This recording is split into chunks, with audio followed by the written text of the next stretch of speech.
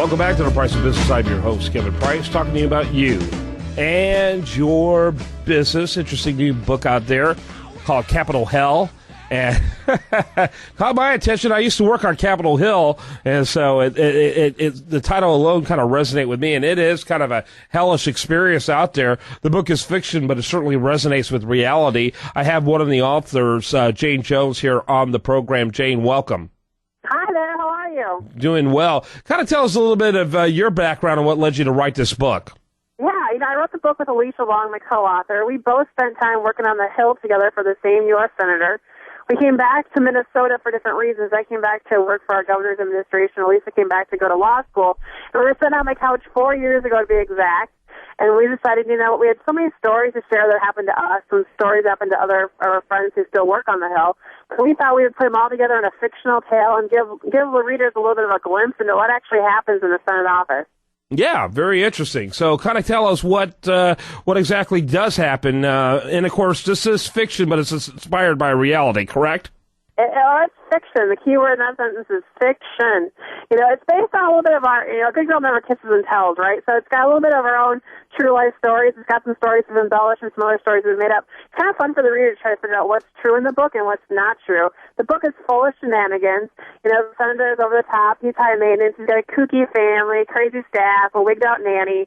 He decides to run for president, so then they go into a little bit of a presidential campaign. But it really gives that life again into, this is what actually goes on.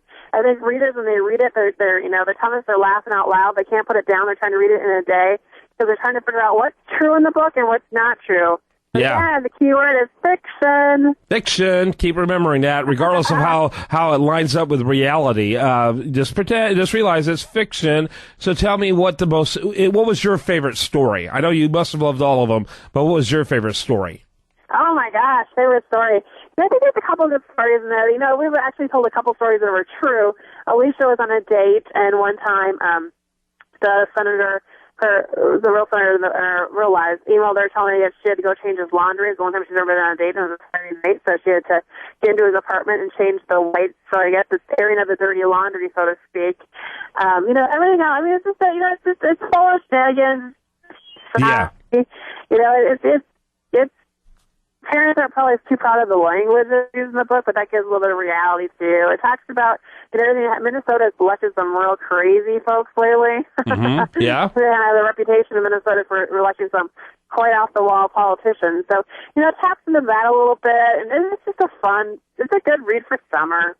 Yeah, I worked up there. I worked for about 2 years for a U.S. senator, and I found it not nearly matching the description that people gave me before I took the job. It was, first of all, extremely hard and demanding, and second of all, not very well paying, as you probably remember as well. And what's interesting is that they want you're paid a salary. They expect you to be there as needed, which is often 50 to 60 hours, and they remind you almost daily, there's someone there more than willing to take your position whenever you want to leave.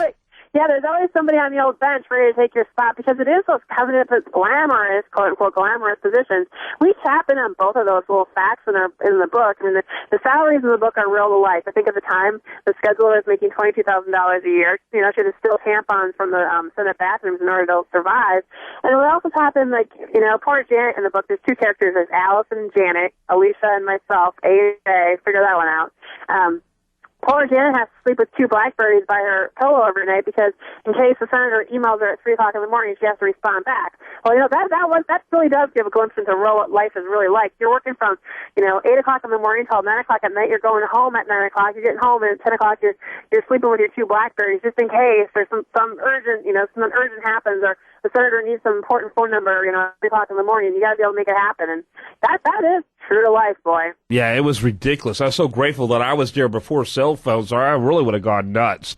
It was, it was unbelievable, and I'm glad I did it. It's kind of cool. Yeah, I was an aide to a U.S. senator. Woohoo! It was one of those nice little resume type things, and I had some interesting experience. I got to see things because of my boss's committee assignments that most people don't get to see, but it just, left a lot to be desired, and I kind of get that. There's a little bit of that sense in your book as well.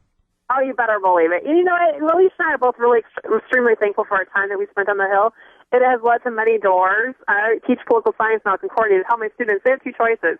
They can either go to law school after they graduate or then go work on the Hill till age 30, because after age 30, you get your priorities back in line and you start figuring out what's important in life. But it is the best education you can possibly get. It makes you understand how to treat people, how not to treat people, and also you do it for serving your state. You know, you do it for Texas, you do it for Minnesota, and there is no better country in the world.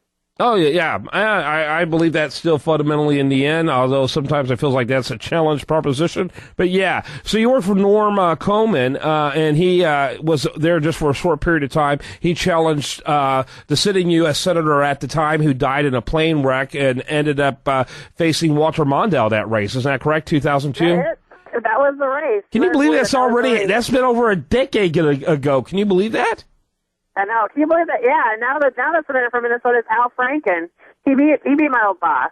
Yeah, and let's not go there. Al Franken, oh my. Yeah, it's an interesting state to say the least. I liked it better. I liked it better when he was funny on purpose. Al Franken, I liked him.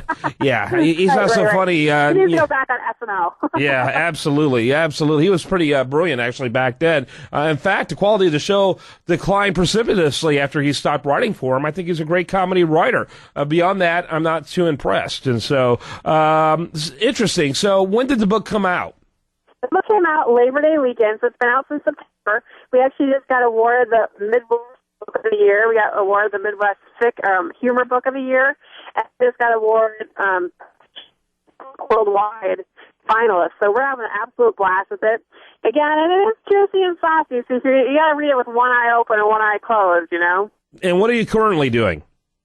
Currently, I teach political science at Concordia University in St. Paul. I got fantastic students.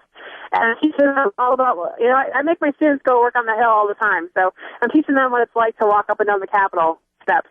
Ah, very interesting. So how do we get more information about the book?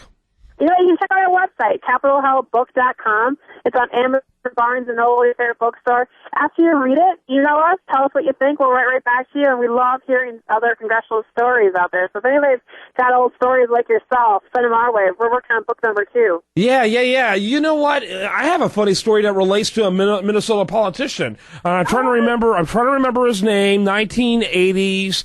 He wore glasses. What was the name of that guy? But I remember sitting in my congressional office, in my Senate office. I'll remember as soon as the segment's over. I guarantee you, he was a Republican, a moderate Republican, which all Republicans from Minnesota are moderate Republicans. He was Senator Boschwitz. Senator Boschwitz. There you go. Thank you very much. My life is becoming a bad game show. But anyway, I'm sitting there in my office. At the time, I'm in this, actually it was in this large workroom. We were trying to get a specific letter done for the senator. And out of nowhere comes Senator Boschwitz and he goes, I'm looking for a bathroom. Well, he's a U.S. Senator, you know. The reality is there's one right around the corner. There's one in his own office, but there also had to be one in the room we were in. And I said, well, Senator, you can use ours. Thanks. He jumps in, he walks out the door. It's like, gee, and these guys are actually in charge of legislating for our country. It was a hilarious story. I was like, right. But they still need to go to the bathroom, apparently. Yeah, well, he had his own bathroom then, you know, and it's like, he was in the same building. It was the Hart Office building. It's like, you know. It's a good building. Yeah. Yes, really good building. Well, a great story. There's another great story about that. People wonder about, you know, how did all these lower level members back in the 80s get into the Hart Senator's office building, which was the finest building? Well, the reason why is because there was a backlash for all the sitting senators who vote for themselves such a lavish building, and they said, well, we can't go in that building now or we'll get beat up when we run for re-election. So all the freshmen ended up getting, so all the freshmen ended up with the best building, including my boss, Senator Gordon Humphrey from New Hampshire. It's just one of the crazy things that happened. Of course, now over time, you know, senior guys are in that building, as you well know. Yeah, right. Yeah, they got to just wait until people's memories wear out, and thanks to the masses, that happens pretty quick. All right, check out the book. It's called Capitol Hell Book. That's right, Hell Book. And you can read it at CapitolHillBook.com or learn more about it, rather. Learn more about getting a copy. Jayne Jones, and she is a very great guest. Thanks for being with us. Absolutely. Thanks, you guys. Have a good rest of the day. Yeah, you bet. All right, you too. Okay, I'm Kevin Price. You're listening to The Price of Business. Do want to remind you, of course, the best content here shows up over there at usdatareview.com. While you're there, like it on Facebook, follow it on Twitter. Stay tuned for more right after this.